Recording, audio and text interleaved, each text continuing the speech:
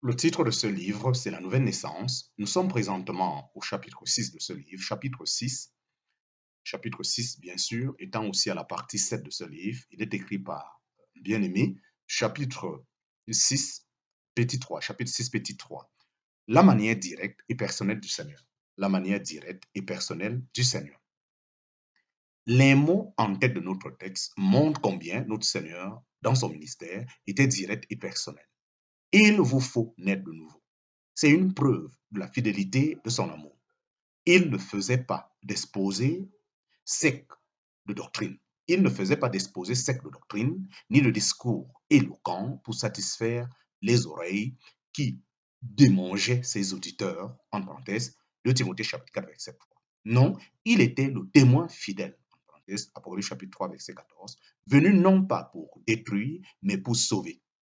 Il connaissait la valeur d'une âme et le salut était l'exigence suprême de ses pensées. Son cœur d'amour supportait la manière indigne dont on l'approchait et présentait le salut à son auditoire de la manière la plus simple et la plus directe.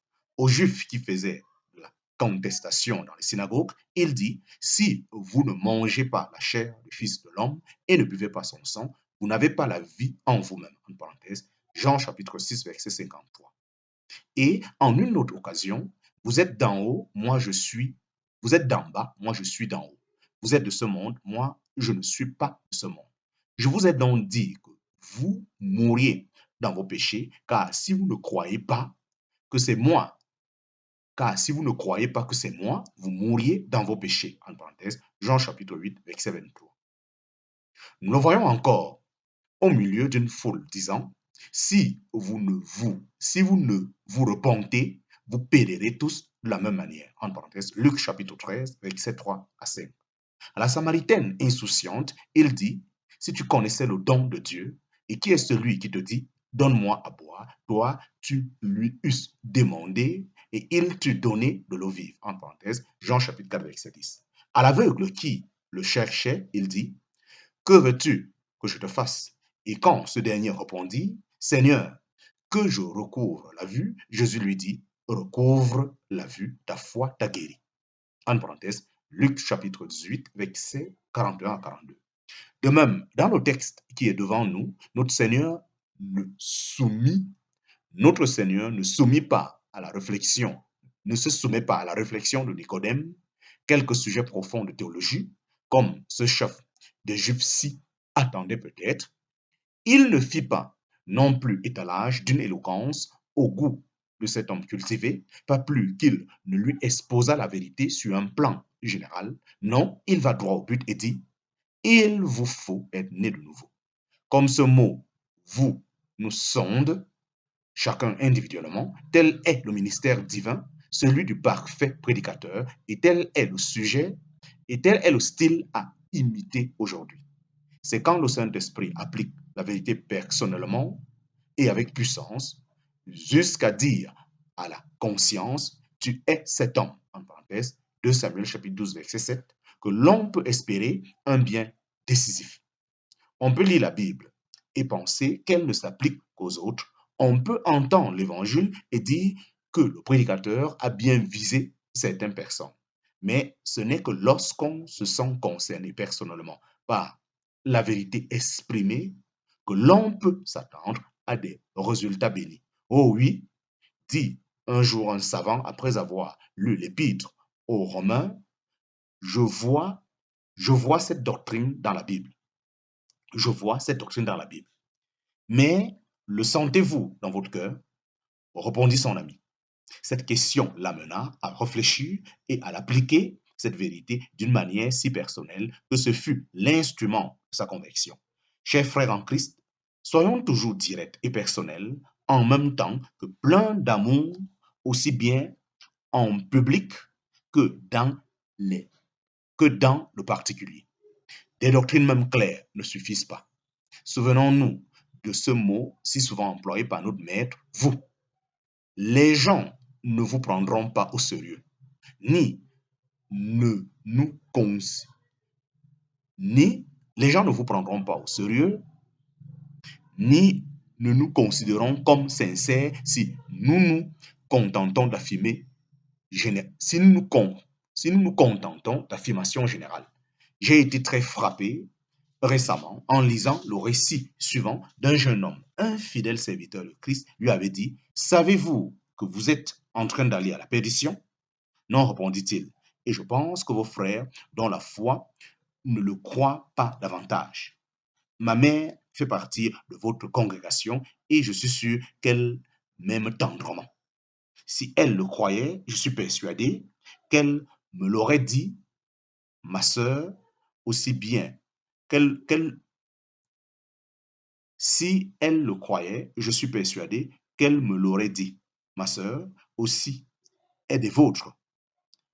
Elle m'aime beaucoup et je suis sûr que si elle aussi croyait cela, elle me jeterait, elle me jeterait les bras autour du cou en disant, « Oh, non, non, ne va pas à la perdition. »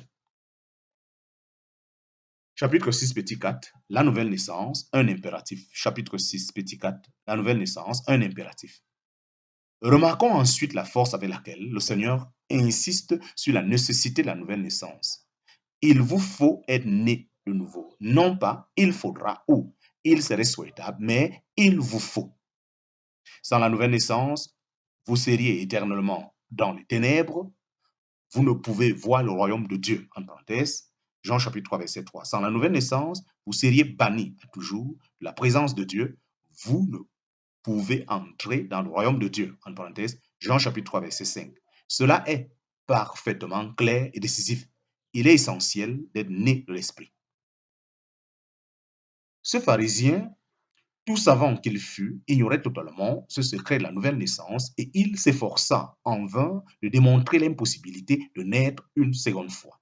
Cela n'eut pour effet que de contraindre le Seigneur Jésus, au cœur aimant et fidèle, à témoigner à 3 reprises la nécessité absolue de cette nouvelle naissance et à expliquer que celle-ci était d'en haut et de nature spirituelle. Cette déclaration formelle coupait d'emblée et à la racine la religion du pharisien et réduisait à néant toute sa confiance et ses espérances les plus chères, car elle condamnait le meilleur des hommes selon la chair, le déclarant apostat et corrompu au point d'être impropre à la présence de Dieu.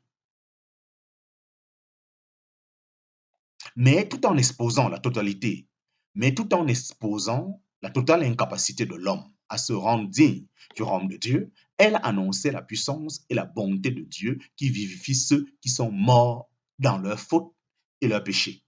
La doctrine que notre Seigneur présente ici est de la plus haute importance, car même si les gens sont de bonne moralité, aimables, bienveillants, extérieurement religieux et autres choses semblables, à leur faux, il leur faut cependant être nés de nouveau. Peut-être exercent-ils une fonction ecclésiastique élevée et sont-ils très servants en théologie, mais il leur faut pourtant être nés de nouveau, selon l'idée de la religion qui se fait, selon l'idée de la religion que se fait l'homme, celui-ci doit s'améliorer progressivement et finir éventuellement par devenir assez bon pour mériter d'être sauvé. Or, la religion selon Dieu, c'est d'abord d'avoir la vie et ensuite de se réjouir dans l'espérance de la gloire promise. La pensée de l'homme est qu'il faut travailler pour avoir la vie, alors que, selon Dieu, l'homme doit travailler parce qu'il a la vie. L'homme se propose la vie éternelle comme but, alors que Dieu la donne aux vrais croyants au tout début de sa course. La sagesse de l'homme consiste à reformer et améliorer la chair en s'efforçant avec persévérance d'accumuler de prétendus mérites personnels et une propre justice. Or, le Seigneur Jésus réduit tout cela à néant par ce jugement catégorique. Il vous faut être né de nouveau. Chapitre 6, petit 5, chapitre 6, petit 5, la nouvelle naissance n'est pas une transformation de la chair, de la vieille nature. La nouvelle naissance n'est pas une transformation de la chair, de la vieille nature. Mais que faut-il entendre par cette nouvelle naissance? Il vous faut être né de nouveau. Il ne s'agit certainement pas d'une transformation de notre vieille nature charnelle en quelque chose de spirituel, car au verset précédent, notre Seigneur fait clairement la distinction entre les deux natures et les deux naissances. Ce qui est né de la chair est chair, ce qui est né de l'esprit est esprit, en parenthèse, Jean chapitre 6, verset 6. Les apôtres aussi, dans leurs écrits, insistent continuellement sur la distinction à faire entre les deux natures, non seulement du point de vue doctrinal, mais aussi dans l'expérience et dans la pratique. Il est dit du croyant qu'il est rendu participant la nature divine, en parenthèse, 2 Pierre chapitre 1, verset 14, et qu'il a en lui l'esprit de Christ, en parenthèse, Romains chapitre 8, verset 9.